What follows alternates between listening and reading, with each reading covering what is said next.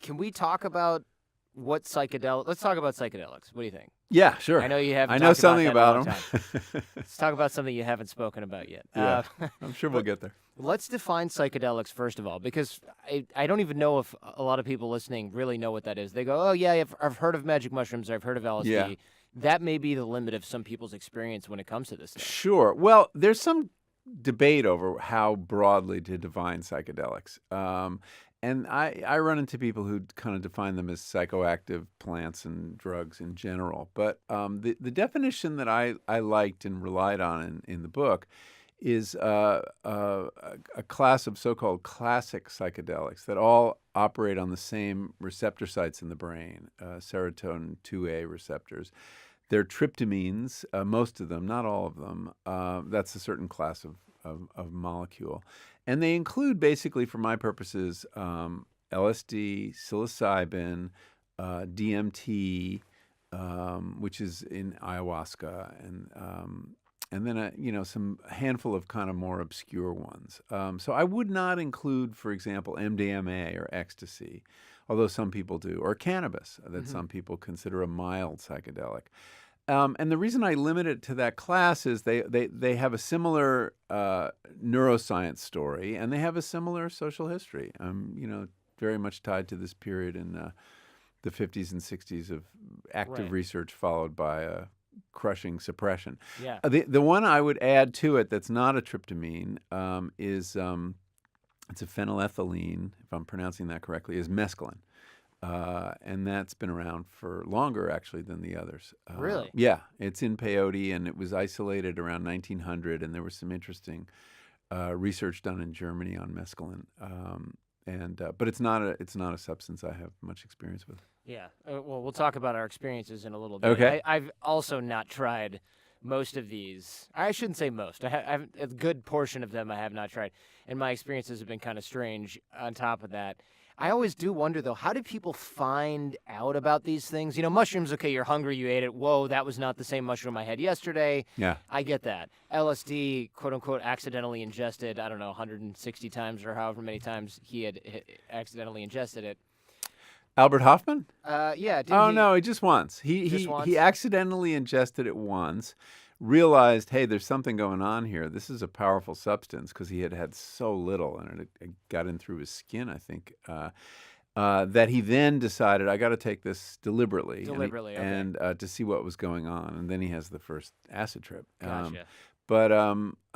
Mushrooms were, discovered because everybody was trying everything. It was, you were hungry, and they were in very common use in Mexico, Central America, for could be thousands of years, but we know at least 500 years, because the Spanish conquest, when they came over to Mexico, that people had mushroom cults, and they were using them in their religions and tripping. So documented evidence. Yeah. Oh, yeah. They're in those accounts. People describe, I quote them in the book, of people having visions and comparing notes on their visions and visiting the dead and everything. But LSD was an accident, but pretty quickly seized on as something that, a lot of chemistry discoveries are accidents. And mescaline has been in use in the form of peyote, which is the natural form. It's the flower on a cactus. And there's another cactus called San Pedro that also makes it. And those have been used for a long time by Native American groups. We don't know exactly how long. So there's a lot of history behind psychedelics. Sure. The Greeks had a psychedelic, it appears. Siberians used them in their shamanic practices. The Amazon Indians used ayahuasca and other things. They used psychoactive snuffs that had DMT in them. Or something called 5-MeO DMT, another kind of DMT. That's one where I'm like, how did you find this? What is it? Well, I think that's a great question. There is one psychedelic that I experimented with, pretty obscure one, is this 5-MeO DMT. It's the smoked venom of the Sonoran desert toad. Right? Now, So you come might on. be tasting everything, but would you be smoking everything? Yeah, were they just like, I would eat this, but I want to roast it first, Yeah. and I want to make sure I inhale all of the vapor. But if you eat it, it's toxic. So, the reason you're burning it is to burn off the toxins. So, We don't know exactly how that was discovered. It's not that ancient, that one. But the first scientific articles are written by Andrew Weil actually and Wade Davis in the 70s. And it may be that they were the first to figure it out. The same chemical does show up in plants and is turned into a snuff that's supposedly very powerful too. So it's another story of the ingenuity of our species, that we've figured out all the crazy things nature has to offer us through trial and error, by and large. It makes you think about literature, things like books I read in high school, where somebody goes and travels into Hades, and you're like, were you just tripping? Yeah. Or was this well, really... they may have been tripping. Yeah. We shouldn't discard that possibility. It's very hard to prove. Yeah. But Can't go ask Homer. But the Greeks had this annual rite called the Eleusinian Mysteries, where everybody, it was in honor of Demeter and the harvest, and everybody involved, and it was thousands of people every year, went to this one temple, and they had all these rites and rituals, and they all took this substance. We don't know what it was. They called it the kykeon, Kykeon. And you were supposed to keep it secret what happened. So there's not a lot written about it, but there's a few accounts. And that this substance was very powerful, and you would have visions, and you would visit the dead. You would go to Hades. And, psychedelics there's a strong power of suggestion. So if you're telling 5,000 people we're now going to visit our ancestors, a great many of those people will have that experience. It's that suggestible. For all we know, the whole religious impulse may have been nurtured by these substances, or some substances like them. I mean, where else do you get an idea that there's a beyond, that there's another world that's not presented to our senses, but is just as real and you might get to it after you die or through other means, than through a psychedelic? I have a very open mind that psychedelics have played a very important role in cultural history and planted ideas. Platonism, and this idea that there's an ideal form of all the stuff around us. There's an ideal bottle of water, next to this bottle of water somewhere. That's a pretty trippy idea too. Yeah. I think a lot of it, when you look at literature or theoretical stuff through the lens of, was that person on some sort of hallucinogenic or psychedelic? We should always be asking that question. You really end up with a lot more like, oh, I can see how they came up with that, right? Yeah. Do we know what the word actually means? Psychedelic? Yeah. It was invented or coined by Humphrey Osmond, who was an English psychiatrist working in Saskatchewan, and he was one of the pioneering psychedelic researchers. In 1957, he is having an exchange of letters with Aldous Huxley, the writer, who he kind of got involved with because he was hoping someone would write a good account of what the experience was like. And he had actually given Huxley mescaline. And the trip that became the wonderful book, The Doors of Perception, was administered by Humphrey Osmond. And the drugs at that time were called psychotomimetics. That was kind of the first name, which meant mimicking psychosis. Yeah, that's more scary and less approachable. Yes, and that's what they thought they were at first. And certainly the symptoms closely resemble psychosis. If you gave a psychiatrist a list of, if I described my experience to a psychiatrist, he would say psychotic episode. And in fact, some psychiatrists have. But they realized at a certain point that these drugs didn't make you crazy. In fact, in some cases, they made you sane. So they needed a new name. And they went back and forth. And actually, it was Osmond who came up with the winning idea, and it was psychedelic. And it's two words. It means mind, psyche, and delic, manifesting. So it's mind manifesting. And the idea is that these are amplifiers of mental processes, and they bring to the surface things that are going on in your mind. And it kind of stuck. We think of it as a 60s word. The psychedelic tie-dye. 60s. Yeah, exactly. But in fact, it's a 50s word. And it has a lot of baggage. But when I was deciding what word to use in the book, I looked at some others. Some people are trying to call them entheogens, which means the divine within. But that's a very specific. Woo. It's woo, but it also is saying this is about spirit, this is about religion. It's about a lot of things, and that's just one. So I think psychedelic mind manifesting is general enough and a good word, and people know pretty much know what it means. My wife saw you in The Vanishing of the Bees. She's a beekeeper, so that was a big sort of moment. And some of your books, most of your books are about like agricultural, botany, food, things like that. Why this sort of hard right turn, or at least the appearance of a hard right turn into psychedelics? Yeah, I mean, this book is a departure for me in some ways, but it's continuous in other ways. I've always been interested in our engagement with the natural world and other species and how we use them and how they use us. And in fact, I'd written about this abiding and universal desire of humans to change their consciousness for a long time. I wrote about it in Botany of Desire. There's a long chapter on cannabis. And I've always been curious about that desire because it doesn't seem on its face to be so helpful or adaptive. I mean, yes, to relieve pain or boredom, of course, but we engage in much more radical forms of consciousness change, and I've always wanted to know what is it good for. And so that's been in the back of my mind as a topic. And then I started learning about this new research, the fact that they were giving, I remember reading this paper, they were giving psilocybin to cancer patients. And that seemed like, to help them deal with their existential distress at the approach of death.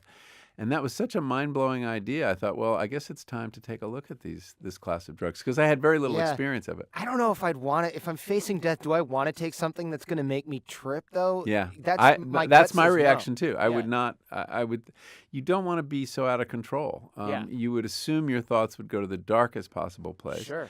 And they do, actually. But people have found it enormously helpful. I must have talked to a dozen patients in this situation, and that they had journeys that really, in many cases, reset their thinking about their death and made it much less frightening. And we know now that these studies are complete.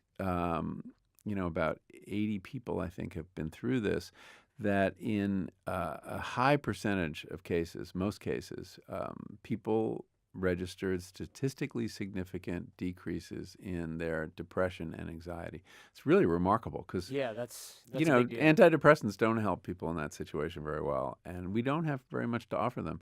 So what happened? I got very curious. Why? Why should a single drug experience have such a profound effect on someone's outlook about something as big as death? And after it wears off, too. It's Yeah. not like they keep doing No, it it. endures. It's not a pharmacological effect. It's an experiential or psychological effect. They're having an experience that, you could think of it as, you could have a trauma and that resets your mind for possibly the rest of your life, Sure. a very long time.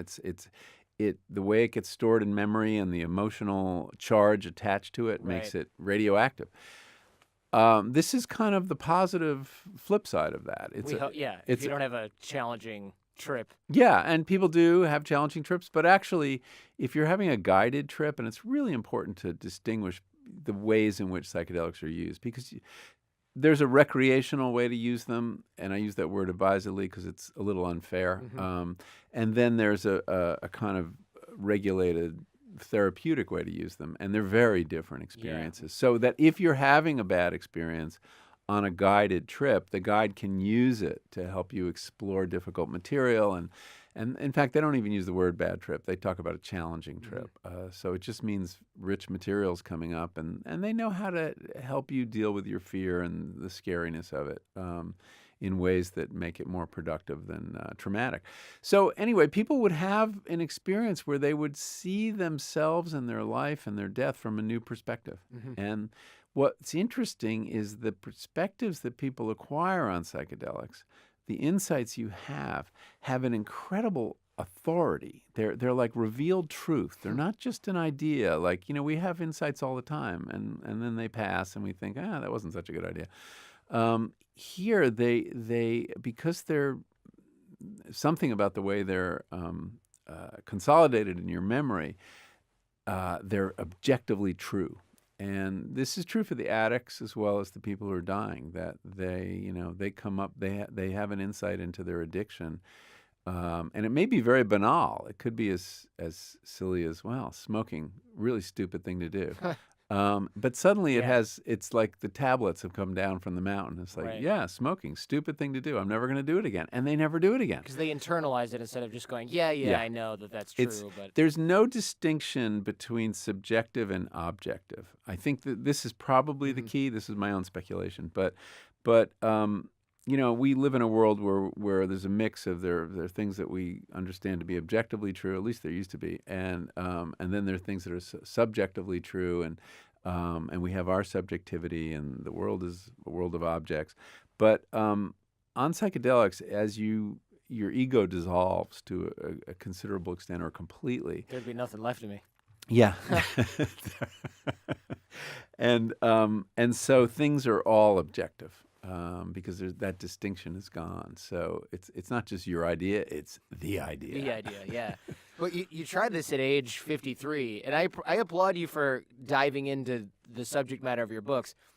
But I'm 38, right? So I'm getting more and more risk averse. Things I would have done 8 years ago, I'm like, hell no, I'm not doing that. And people go, oh, you went to North Korea 4 times. Would you ever go back? And I'm thinking, no. And they go, why? Because it's more dangerous now. And I'm like, nah, I just don't. It doesn't feel exciting. It feels dangerous, And so I assume that was the case for you in your 50s doing this. I don't really think doing LSD is on the same plane as going, all right, I'm going to eat organic tomatoes because I'm writing a book about gardening. No, it didn't feel that way. It felt a lot scarier. I was nervous about it. One of the reasons I stayed away from psychedelics in my youth was I was afraid of them. I didn't know if I was stable enough to endure this assault, and I had heard all the horror stories in the '60s of people jumping out of windows and ending up in psych wards, and I took a lot of that to heart. It turns out a lot of it was bullshit, but some of it wasn't, and so. It's funny that I would become less risk averse as it went on, but I also felt like I had talked to these people who'd had these amazing experiences, and I was kind of jealous of them. Sure. They were like, they had these spiritual insights, and I don't think I'd ever had a spiritual insight, and they had a transformative experience. And there's an extent to which, as you get older, you feel a little bit stuck, and that you have grooves of mental habit that are just so well worn, and they get the job done. They certainly make you very productive and functional, but you're a little tired of them. And I think the idea of, I remember reading this phrase, one of the researchers I interviewed talked about the experiences akin to shaking the snow globe of your mind. I was like, And it's a very gentle image, of course. Sure. I mean, you could argue it's a giant storm and everything gets tossed up, but it settles so nicely. Right. And so that became more and more compelling. And as the older you get, you do think about spiritual questions, and you think about death. And so I think it had to do with where I was in my life. And, in your 30s, 40s, there are often kids around. You're not thinking about psychedelics. It's the last thing you're thinking about, and you're at a different point in your career. And so it's funny. I mean, the time was right for me, and there do seem to be these two windows for a lot of people. Of they really get into psychedelics in their 20s or teens. Yeah. And then they drop it for a period of time, because you're busy. It takes a whole day, and there's often some preparation, and then there's the integration session after, and you need some leisure time to do this. But I notice a lot of people my age and older getting much more interested in it. Do you have kids? I do. I have a son. Would you want him to do psychedelics? Well, he has. Okay, well that's fine. But So, did you encourage that or not? No. I would have been very concerned, I think, when he was in high school. But he did experiment, not extensively, and he told me about a couple of his experiences, and he was on a frisbee team, so you get the picture. When you play ultimate frisbee, all bets are off. But and he had one bad experience with a friend who this is a psilocybin experience. He told me about right after, and this was in college, early college, where his friend decided they were hiking somewhere, and his friend decided his arm was falling off. Oh, that's in the middle of the woods. Yes, and so they actually had to. My son tried to convince his friend, "Your arm is fine; it's well attached. Not to worry," but he couldn't, and this kid was just really freaking out. They finally end up in a parking lot at this trailhead, and they have to persuade this woman. Isaac, my son, has to persuade this woman. Could she drive them to his friend's pediatrician's office? So What? they're like 22, you know. Yeah. This lady must have been like, so let me get this straight. Yeah. You guys ate a bunch of mushrooms. Your friend thinks his arm's falling off, and now you want to get in the car with me? Yeah, and they did. And she drove them there, and the pediatrician sized things up pretty quickly and said, just sit in the waiting room. You'll be fine. Right, right. Here's my prescription is you're really high. You need to read some highlights for children in my waiting room. But in fact, when a doctor tells you you're fine, it changes everything. Yeah. And he was fine. There's a story I tell in the book about, there was this belief that people were having these psychotic breaks when they would freak out on LSD. And Andrew Weil, the doctor, has just graduated from medical school at Harvard, and he goes out to volunteer at the Haight-Ashbury Free Clinic, 1968. Lots of people having bad trips, ending up at this clinic. And he's had a lot of experience of psychedelics in college and after, and he kind of recognizes what's going on. So he would get one of these kids who thought they were actually going crazy or were going to die into the little cubicle, and he had on his lab coat and his stethoscope around his neck and his clipboard, and he'd ask them a few questions, and then he would say, "Will you excuse me, there's someone in real trouble in the next room." And as soon as they heard that someone was more fucked up than they were, their panic attack subsided, because he realized this is just a panic attack. Panic attacks can be truly scary. Sure, yeah. But that's all they are. And if a doctor, someone with that authority, tells you you're actually not that sick, it will often subside. So he found the cure for at least some kinds of bad trips. He's got Sudoku on the clipboard. The stethoscope hasn't worked in years. That's right. Yeah. It's all a costume. Yeah, that is interesting. I like the suggestibility angle. I actually, as a former attorney, well, currently a lawyer, but as a former practicing attorney, I don't want to look like we're advocating people do this stuff, especially without It's proper illegal. supervision. Did we mention that? Yeah, it is illegal. And maybe it's not the best of reasons, but it also can be dangerous. I'd love to start with the risks. Yeah. Because I think a lot of people go, well, look, psychedelics are non-addictive, and so it's all good, man. Yeah. So they are non-addictive. That's important to understand.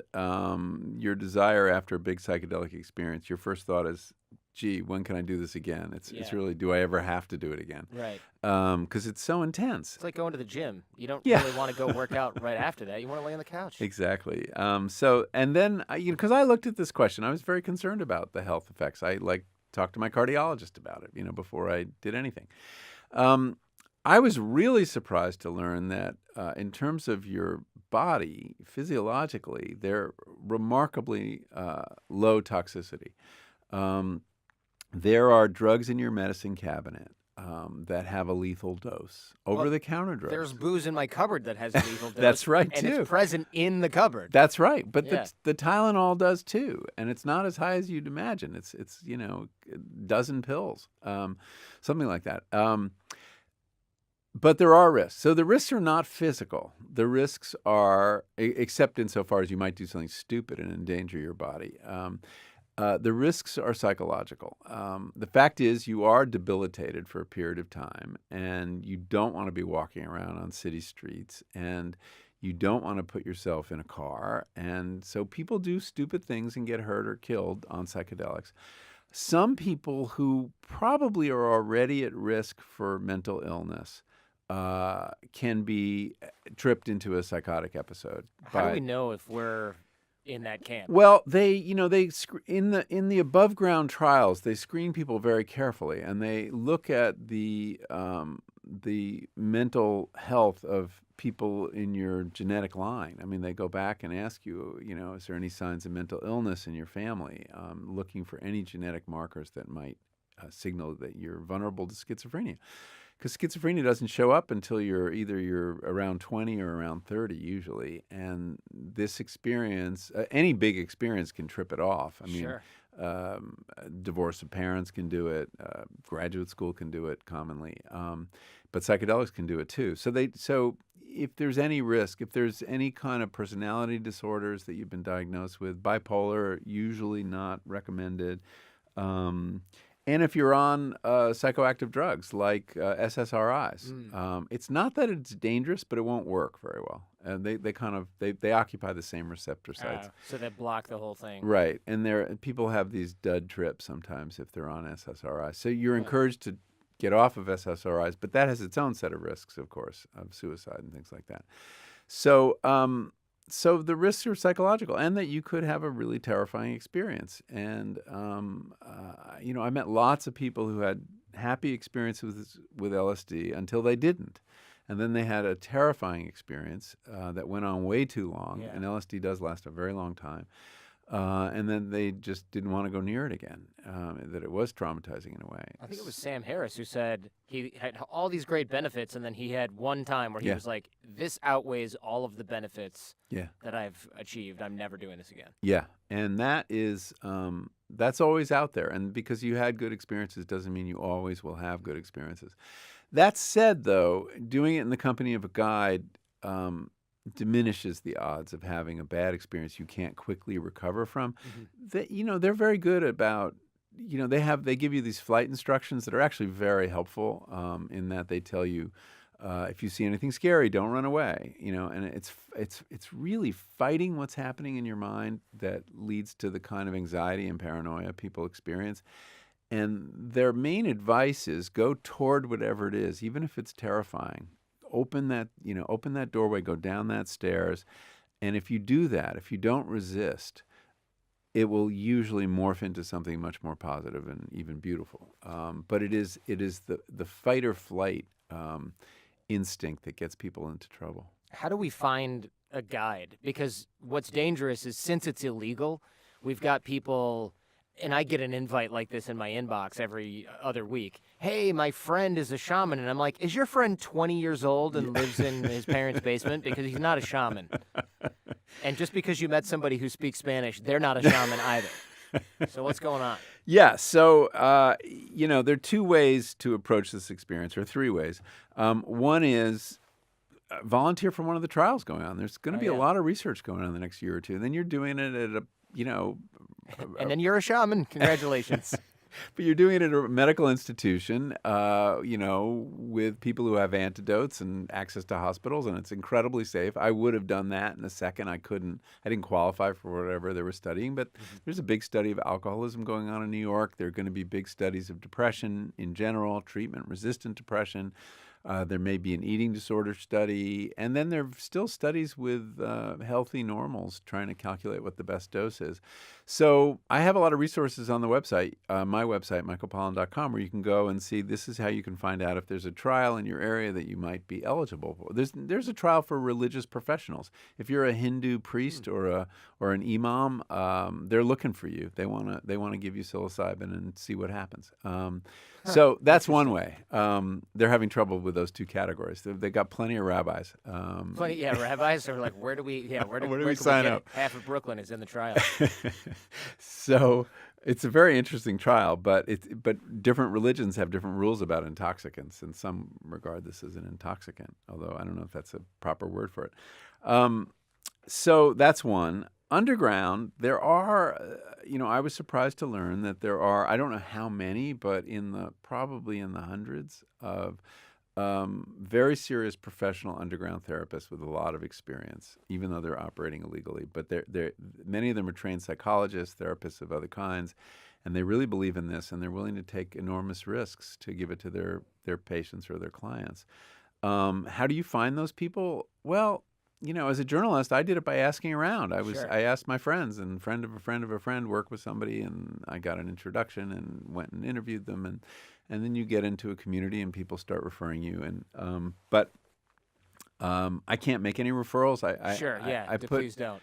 No, it's too dangerous to everybody involved. And but yeah, you should be careful, because there are going to be a lot of people now with the popularity of this work hanging up shingles and saying they're shamans or therapists, and they may not be. And so you have to interview people carefully and feel really comfortable with them. My worry is with the underground therapy, as it burgeons, which I think it is about to do, is that it's one-on-one. And so if you're with somebody who isn't trustworthy, I mean, there's risk of sexual assault. Bad things could happen. Above ground, there's always a male and a female guide to prevent that kind of thing happening. But, you're not in a position to defend yourself very well. So you're in a very vulnerable position. That's the essence of the experience, is putting down your defenses, basically, to have a good experience.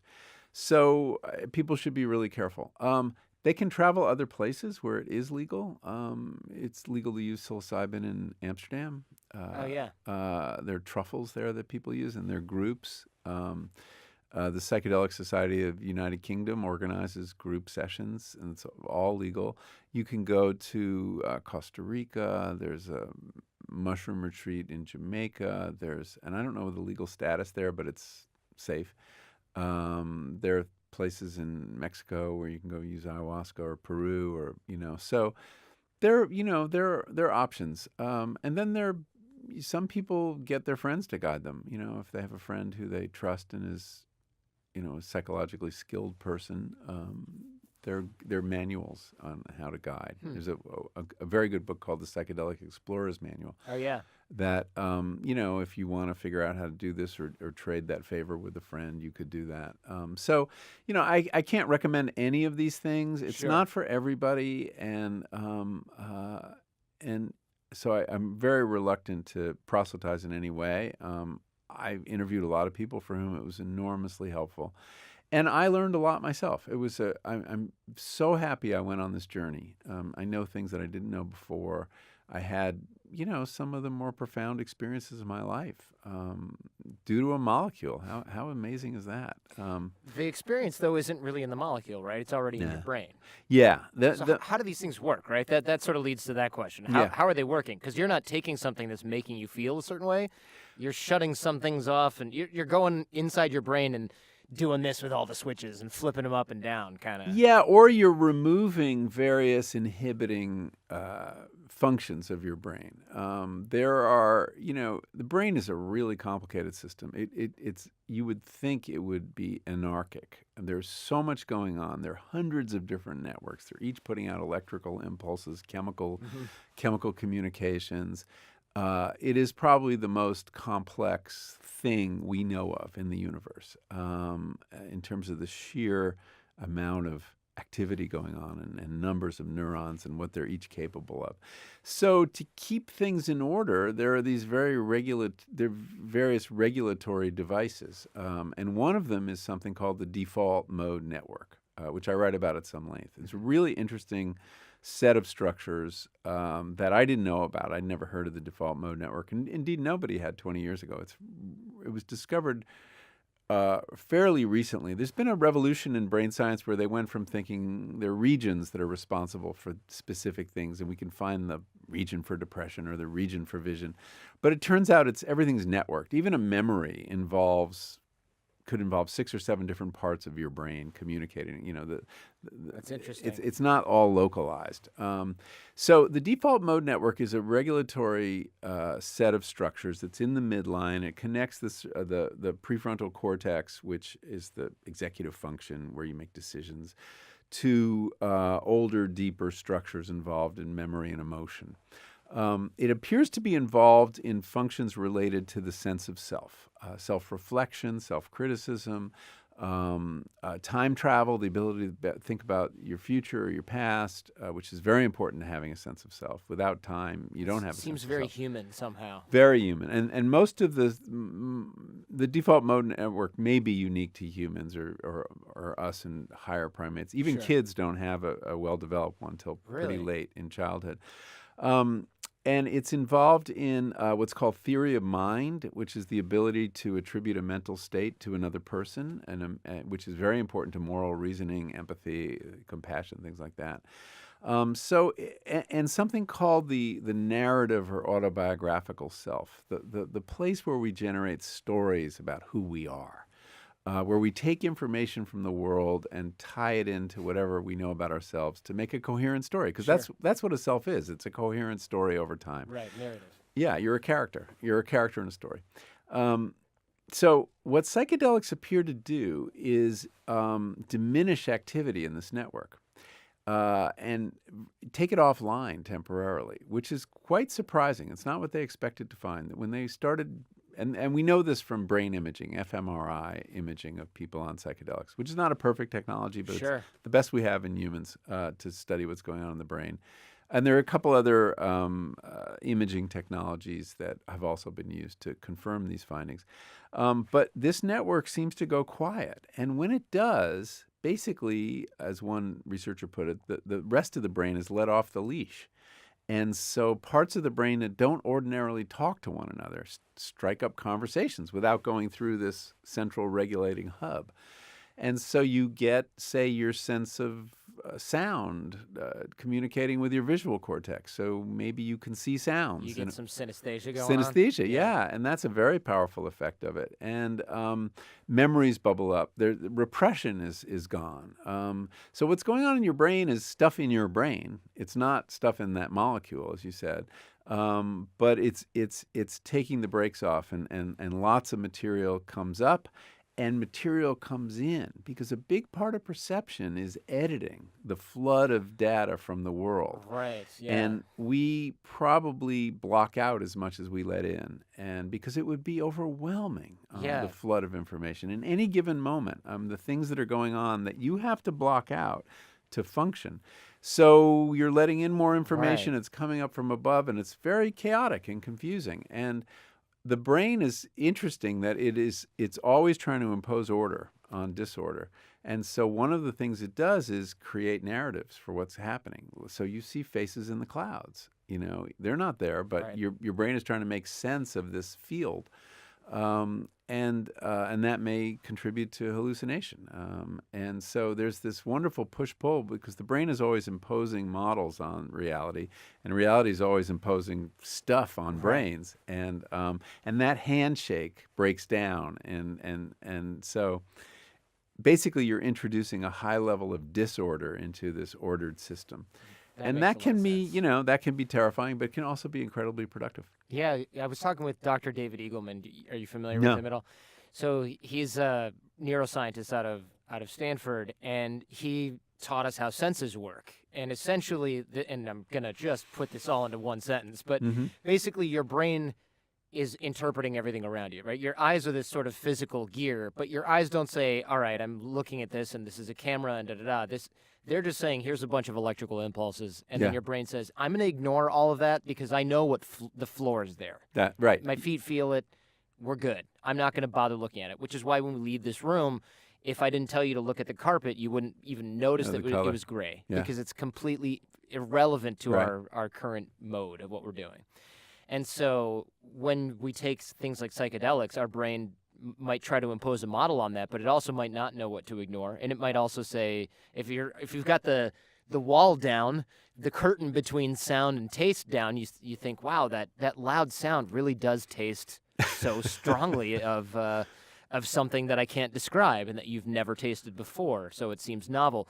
And your brain does this all the time. And in fact, in people who don't take psychedelics, also there's elements of synesthesia in certain people. They go to the doctor and they say, things that are pink make me feel sick. Yeah. And it's like, what are you talking about? Yeah. They sound crazy, but your brain there's a hole in the wall. Yeah. Between sound and touch or taste and exactly right. And what you're describing are what's called priors. I mean, that we have these, we take in the minimal amount of information we need to say, oh, face, got these two little black spots, and this and this and that. And so it's very efficient. So you're not, you don't have to start from scratch and build up a picture every time you see something, because you've seen most things before or a version of it.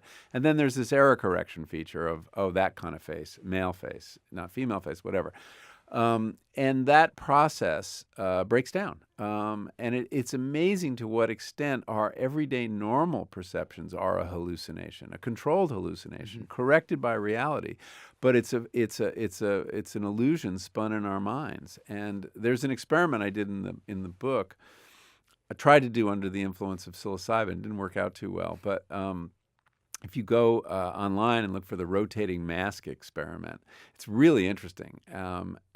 So it's an image of that hollowed out mask that's used in the drama, symbol of happy and sad. But it's one of those masks, and it's on a turntable, and so it begins convex, and it starts turning till you see the back of it, and it's concave, but it doesn't get more than, I don't know, 20% of the way around that it pops out and it becomes convex again. Because your brain insists on seeing all faces as convex. It's never seen a concave face. And since you were a little baby in your mother's lap, Right. and faces do certain things, and the brain will lie to you about what it's seeing to make it conform to its model. Well, the theory is, it didn't work for me, but other researchers say that, in fact, that pop-out effect doesn't happen on psychedelics, that you've disabled the models, and you're actually seeing, in some cases, more accurately.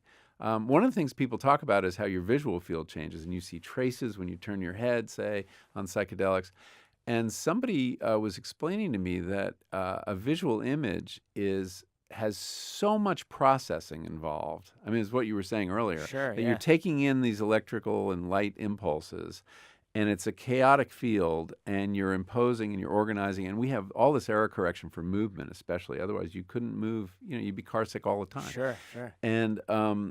And that breaks down. And so what looks like distorted visual field may be accurate Right, I visual was going to field. say maybe the rest of the time we're hallucinating because our That's brain's it. going, these streaks aren't doing anything for Let me you. clean this Let up. me clean those Yeah, up. let me Photoshop this whole scene. Yeah. And that's always happening. And so that's one of the things that's so interesting about psychedelics is it teaches us these kind of things about the brain by disturbing the normal operations. And one way to understand a complex system is disturb it. That sort of explains why when people are on any drug, psychedelic or otherwise, but especially psychedelics, they can stare at things. I think it was also Sam Harris who was like looking at a TV guide or something and going, "Wow, this is incredible." It was like Dick Van Dyke or something, right? And you'll see something, and even the stereotype of the stoner or the tripping hippie is they're looking at something like a rock and they're like, "Oh, it's so amazing! Look at that! It's the best rock ever. This is the best rock I've ever seen." Yeah. Well, our brains normally are tuned for novelty, right? I mean, that's the adaptive thing, to see threats, see changes in your environment, and they're tuned to discount the familiar.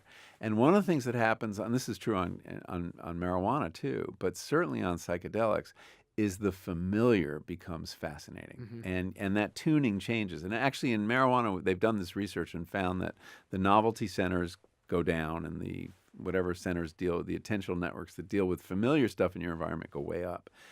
And that's yes, there's a Cheech and Chong kind of side to that, definitely. But on the other hand, the familiar is really important. We take so much for granted. And one of the things I was so struck by is, these incredibly banal feelings I had. I describe them as like stuff on a Hallmark card. I mean, these feelings of love for people in my life, and it's always there, but I don't think about it because it's familiar. And so to revalue novelty and familiarity in that way is a very interesting psychological experience. Are there non-pharmacological ways to kind of expand our consciousness Yes. in this way? Absolutely. I mean, I'm very interested in exploring those, and I may do something on that next. But the one two that I explore a little bit in this book is there's something called holotropic breath work, which is a breathing exercise that was invented, but it's really a kapachki of lots of traditions, Native American drumming and yogic breathing and things like that. That was invented by Stanislav Grof, who was a very important psychedelic psychiatrist in the 60s. And when LSD, which he was using in his practice, was made illegal, he was looking for a legal alternative. And he came up with this, and it's the most uncanny thing that you basically learn this breathing pattern, very rapid breathing, with a deeper exhalation than inhalation, with drumming sounds, and it will put most people into a trance within a few minutes. It's remarkable. That feels a lot like a psychedelic experience, but it has much more physical. Your body is moving involuntarily. That's interesting. Very spooky. Yeah. Meditation for some people. I mean, if you really do the work and you meditate and you do like silent retreats for 10 days and really immerse yourself in that, people have psychedelic experiences, and they're very similar. And by the way, they're very similar on brain scans. The experienced meditator's mind while meditating looks a lot like someone on psilocybin meditating. The same network I was describing earlier, the default mode network, is deactivated in meditation. And that feeling of selflessness or merging with something larger than your ego is common to both experiences, even though they feel very different in other ways. There are, some people, prayer can get into a psychedelic state or an altered state of consciousness. Starvation. I mean, people who cut way back, or high altitude. I mean, I think we'll find that there are various things we do that essentially starve the default mode network of oxygen or blood, and put Literally, and put us into this state. Self-flagellation, all these things the medieval monks did were putting themselves in this state. And so I think we've only begun to understand, all the different ways we can alter consciousness, and that these other states that seem so exotic and are so strange, they're really just like, as William James said, parted by this little filmy curtain from everyday normal consciousness. Yeah, I think that it's fascinating and important, especially now that the science is coming out, that we're able to use this, at least in the beginning, to treat things like PTSD, depression, mental illness. Can we speak to that a little? 'Cause Yeah. I know that they even, a while ago, had been trying LSD for things like alcoholism. You brought up a trial earlier. In the 50s they did, and now they're doing it again with psilocybin. So to me, that's the most important thing. I mean, what you learn about yourself and the mind is great, really, very compelling. But the fact is, a lot of people are suffering. A huge number of people are suffering. Rates of depression are up. Rates of addiction are up. Rates of suicide are up dramatically in this country. And depression is now the leading cause of disability worldwide, according to the WHO. And the mental health tools we have are just not very good. SSRIs help some people for a while, but over time they're not as effective. That's why doctors are always changing SSRIs. They have side effects people really hate. They're very hard to get off. And, that's the last big innovation in mental health care, going back to the 90s. And mental health care is only reaching about half of the people who need it. So we need more tools. And these drugs appear so far in what are still preliminary studies, phase 1, phase 2, they appear to offer a lot to people struggling with anxiety and depression, to people struggling with addiction, to people struggling with obsessions of various kinds that might include OCD or eating disorders, and that there is a class of mental illness characterized by rigidity in thinking, where people are really stuck. I was talking earlier about these stories we tell ourselves. People Right. get stuck in a story like, I can't get through the day without a cigarette.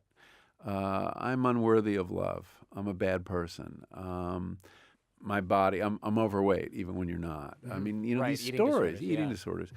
And what psychedelics appear to do is help people break out of those habits of thought, which are reinforced by the ego in the default mode network. Depression may be the result of an overactive default mode network with this self-rumination that's going on, that you can't break out of, these loops of thinking about yourself and what's wrong with yourself. And that closes off the world in a way. And so to relax that, to lubricate cognition, as these drugs seem to do, give people a chance to rewrite those stories, and get some perspective on them, and realize, that story just isn't true, and I don't have to be its slave. It seems useful. I know you'd said something in the book about OCD, which that was surprising to me, because I guess when I think of things like OCD, I'm not really imagining the extreme situations. I'm just thinking about the people I went to law school with, where it was like highly functional. Yeah. And we're like, oh man, if I only had if I only had That much Elia's focus, OCD, I right? would have been so much better off. Yeah. Well, it's look, all the mental illness I've been describing are on a spectrum, and we're all on that spectrum, right? At one point or another.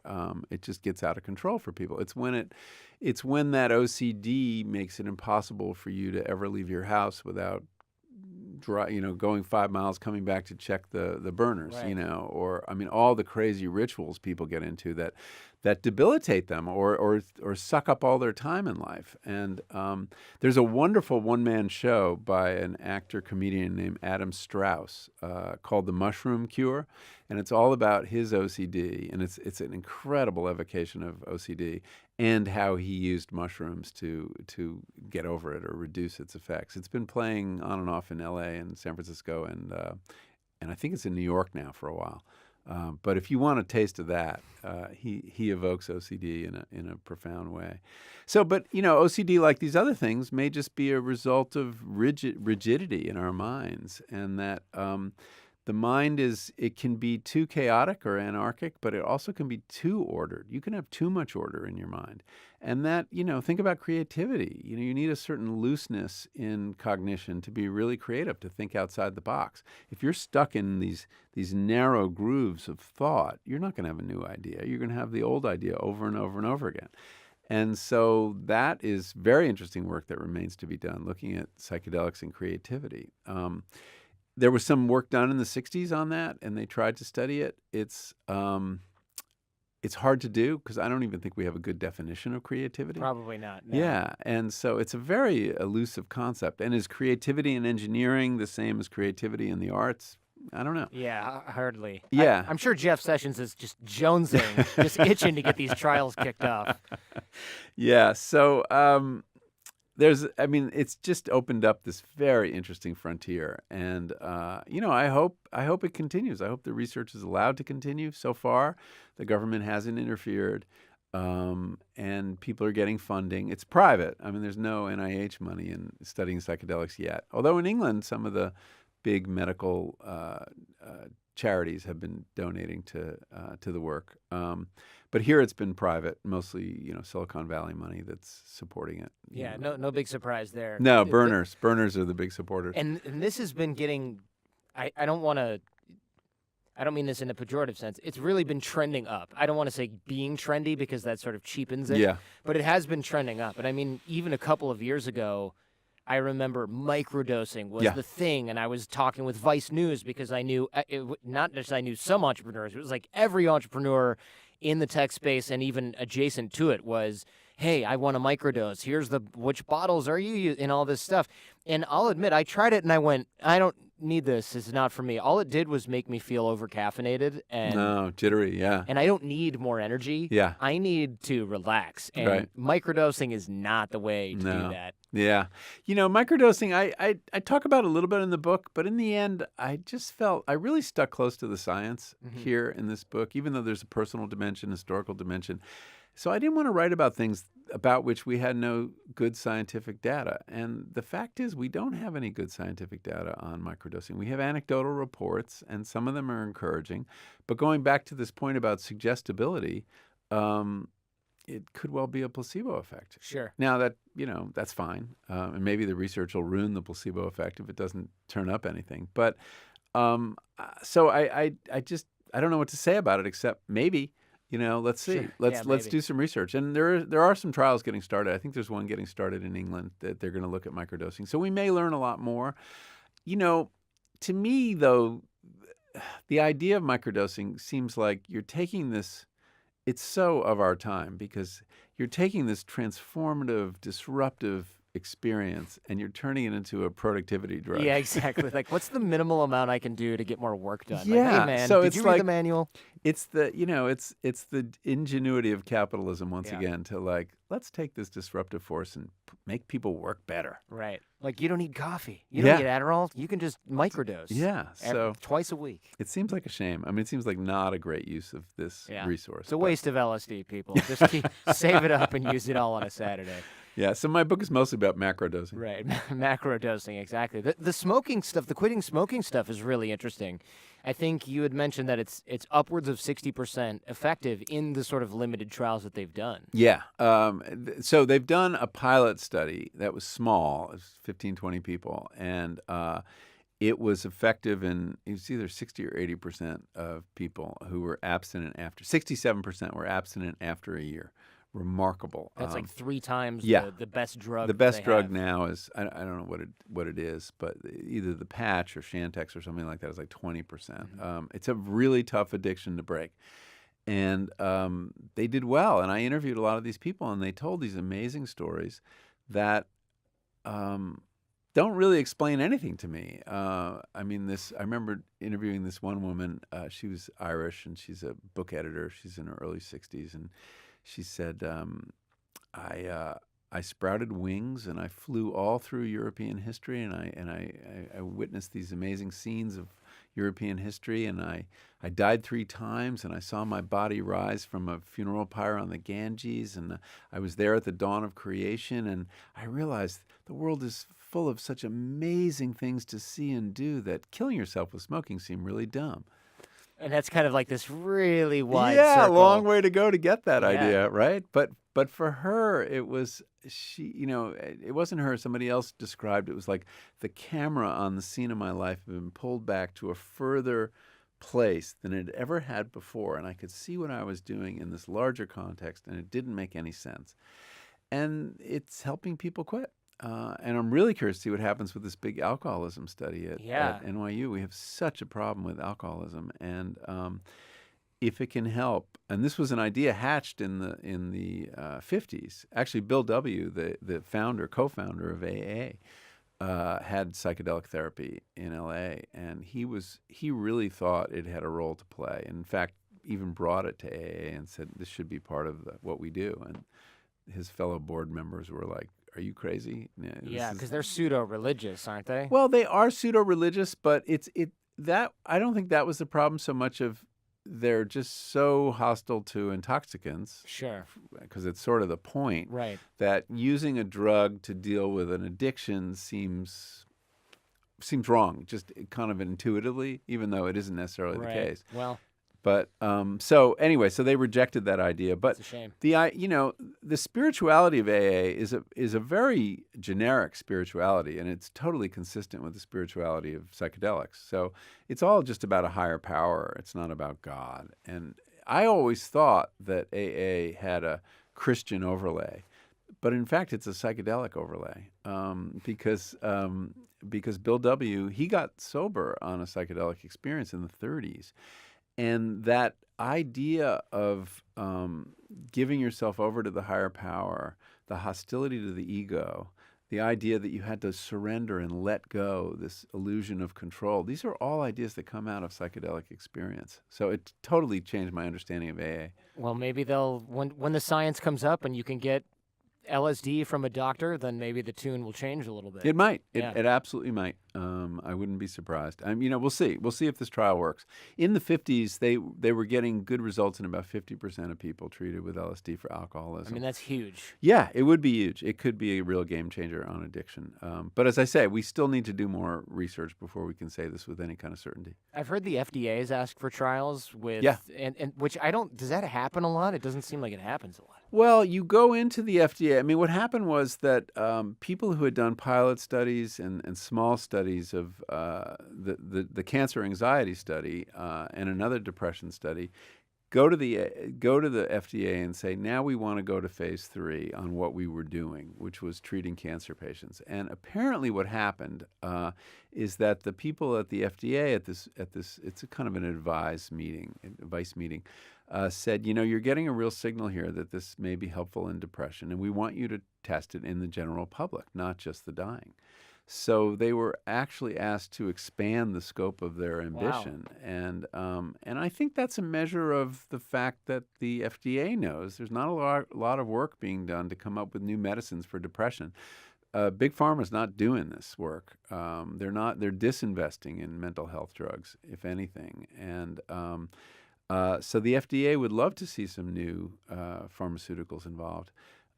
So we'll see. We'll see how it goes. There's reason to believe it would work better in the depression of people dying than in depression in general, in that it is an existential or spiritual crisis that's causing the depression. And depression may have a variety of different causes. Sure, yeah. So it may not work equally well on all of them, but we'll see. I mean, there was a small depression study in England of treatment-resistant depression that got very good results. But they were short term. They didn't last very long. People, after a month or two, started to descend again into their depression. But even a drug that helped people for that first month could avert suicides, could be very significant. Yeah, even if it only works for a few weeks or And even a couple of days, that's all it takes to get people through things. you get people through a crisis. And frankly, even if you had a treatment that had to be renewed every 6 months or every year, that doesn't seem unreasonable. Yeah, there are worse things and worse side effects and worse ways to incur costs than to go to a retreat supervised by a doctor once every 3 to 6 months and wolf down some mushrooms or whatever. Well, they actually use pills in these studies, of course, but it's the same chemical. So anyway, I'm excited to see what happens. I think the next 3 to 5 years in this area of research is going to tell us a lot. And, a lot of the researchers I'm talking to who are real sober types think we are on the verge of a revolution in mental health care, which is, would be such a boon to humanity at this moment. Because the world's making people crazy and sad and anxious, and we need help. Now, we could change the world, too. That would help, too. Yeah, but, of course. In the short term, I think this is important. We touched on this earlier in the episode, why do the effects last so long after the drugs wear off? What's going on there? I think it's that your point of view has changed, and that you've had. I mean, we don't know. I mean, the real answer to your question is who knows. Right. Everything should go away after the experience. But as I said earlier, like a trauma, when you have a powerful experience, it's really engraved in memory. And one of the reasons you go back for an integration session with your guide is to reinforce certain things that happened and say, that insight, that's something you could really apply to your life. And the more you exercise that, the more you think about that experience you had, that's learning. That's how learning works in the brain. And you're creating a new circuit, a new memory, and the more times you think back on it, the stronger it becomes. And so it may be something like that. So this insight about, the world is too wonderful to waste years of your life because you're a smoker. That idea now is accompanied by all that amazing imagery that she had and all those great experiences she had, that it is reinforced and becomes stronger and stronger and stronger. So that's just a theory. It remains to be understood. There are experiments being done now where you image the brains of people before and after the psychedelic experience to see if there are any changes at the level of cell connections. There was a very interesting study just released in Cell magazine. It was done at Davis, where I think they gave it to insects and rats or mice, psychedelics. And what they saw is that their neurons branched more. More connections were formed. There was growth and a kind of plasticity that nobody expected to see. And so maybe new connections are forming, and that these new connections encode these new insights.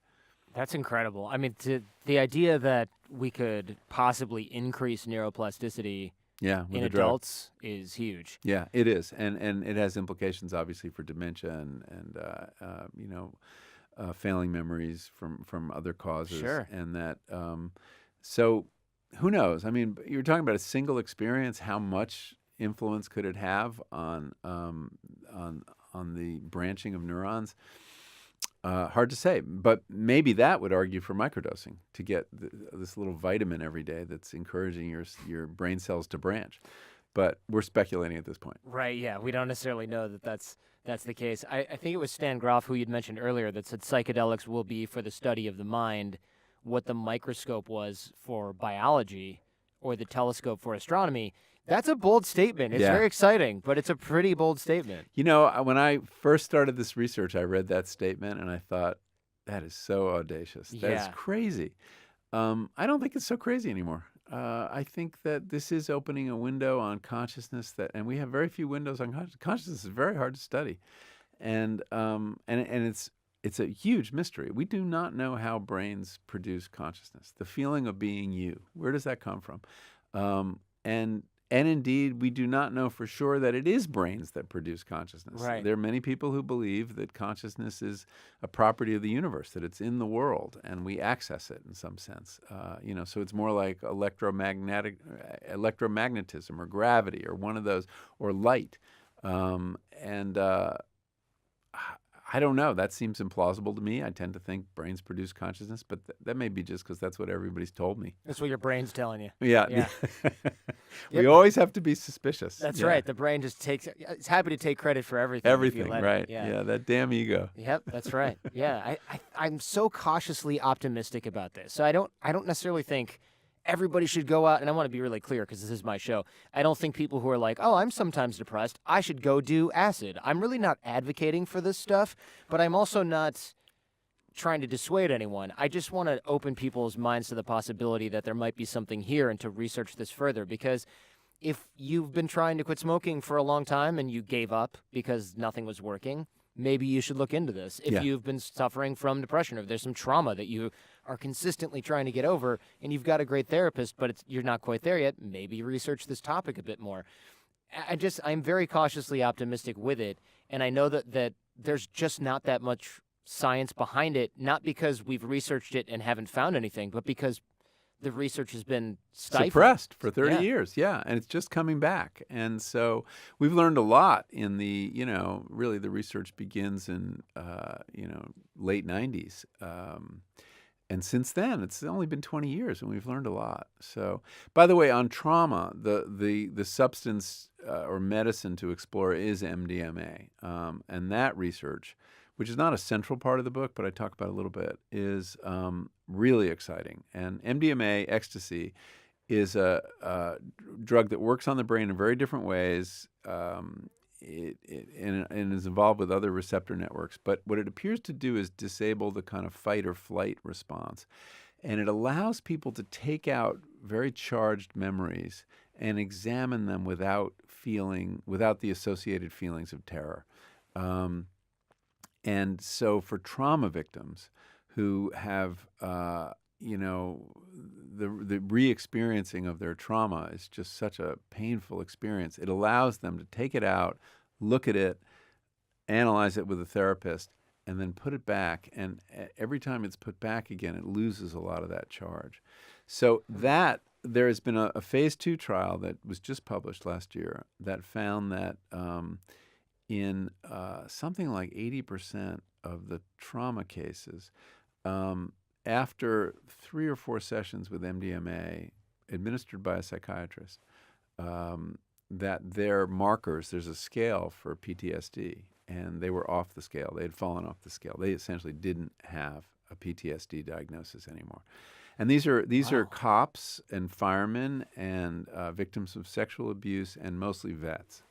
The rates of PTSD in the military are very high. We spend a fortune dealing with it, and there's so much misery around it. And that is now the phase 3 trial of that is getting underway this summer, and we're only a couple years away from approval of that. So that's I think for trauma in particular, that's the medicine that seems to be the most effective. That's a very sympathetic population, too, which will Yes. hopefully keep the research going. Well, yes, I think it breaks down the usual right-left attitudes on these drugs. Mm-hmm. And in fact, people like Rebecca Mercer have funded this research, and Steve Bannon has spoken approvingly of it. And yeah, I mean, if you can help the vets and the cops, I think you're inoculated from attacks from the right. We hope, yeah. Yeah, We would hope. we hope. Yeah, this is very promising and really, really interesting, not just because of what we can learn about solving problems, but if this really is the telescope of astronomy for the mind, that combined with things like mobile fMRI, which Mary Lou Jepsen talked about on an episode of the show as well, where we can essentially wear these things and see what the brain is doing, but then, of course, we got to get the brain to do stuff. This is kind of the other side of that. Yeah. Well, I think that there's potential for neural feedback in this area. I had a really interesting experience where I went to a lab of a man named Judson Brewer, who's a psychiatrist and neuroscientist who studies meditation. And he's very interested in a part of the default mode network called the posterior cingulate cortex, which is involved in, we were talking earlier about the autobiographical or narrative self. And you wear this bathing cap that has 128 sensors, and they're all aimed at this particular structure. And you can do various exercises to see if you can downregulate the self-obsession, basically. So, for example, this structure, if I show you on a screen a list of adjectives, and you look at them, and there's handsome, young, cheap, courageous, a bunch of adjectives, and you're wearing this thing, that part of your brain will not be firing in any way. But if I then say, think about how these words either apply to you or don't apply to you. In other words, make a little story about each one. This structure lights up. So it's the kind of enough about you section of your brain, It's very self-regarding, and you can do various exercises to tune it down and get yourself out of that self-regard, which can be very destructive. And so I did this experiment with it. I had this whole morning with this guy, and I told him I wasn't going to tell him what I was going to do. I was going to do something, and I wanted to see what happened. And I essentially reminisced about my psychedelic experience, one particular psychedelic experience, and it went way down. Wow! I was able to actually, just through remembering a psychedelic experience, not having one, tune down that structure tied to the ego. That's incredible. Maybe, you were talking about alternatives to the drugs. Well, maybe neural feedback will be one when we get those kind of sensors in place, that we can teach ourselves to think about something else and get some distance on this self-rumination. Yeah, it seems like once we have these types of experiences, or we can recall that state, then it's because right now we can't read the label from inside of the jar. Right, so we think this is our mind. This is not moving. Yeah. This is how it is. And then you have an experience like that, and the walls come down, and you go, "Oh, maybe I can move the couch and rearrange the furniture a little bit." Yeah, no, I think that's a great metaphor, because you're getting distance on something that's very hard to get distance on, and that's why disturbing normal consciousness helps you understand normal consciousness, and that's where Groff might be right. It's and that that's kind how you of change telescope. your mind. And that's how you change your mind. Yeah. Michael, thank you so much for coming on the show, man. Oh, Jordan, really, my pleasure. It's a great conversation. This is a lot of fun. The book, How to Change Your Mind, we'll link to it in the show notes as well. A lot of good stuff in here. Thank you.